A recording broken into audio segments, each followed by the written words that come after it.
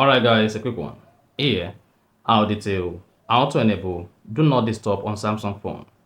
So if at the end of this you find this offer informative, please don't forget to like and then subscribe. Now, the first thing you want to do to turn on or enable DND on Samsung is go ahead and open the settings app. Scroll down, locate and click on notifications. Now, scroll down notifications and click on Do Not Disturb. Then turn this on. Now, it should say Do Not Disturb added to the notification status at the top right. And now, if your Samsung phone screen is locked, then it should say Do Not Disturb enabled.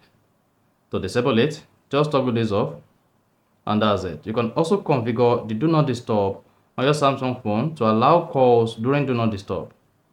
Click on Allow Call and Messages and then Add Contact to allow call and messages. And again, you can allow apps, you can allow alarms and sound. You can even hide the Do Not Disturb notifications on the screen. So if you want to hide Do Not Disturb on the status bar here, just enable this, and this is going to hide status bar icons. If you don't want to show pop notifications, enable this. Hide from notification panel, enable this. Hide app icon badge, enable this. And hide full screen notification, enable this. So you want to enable all of this. If you want to hide the Do Not Disturb on your Samsung phone, to turn it off, just disable this. And that's it. So if you found this offer informative, please don't forget to like and then subscribe.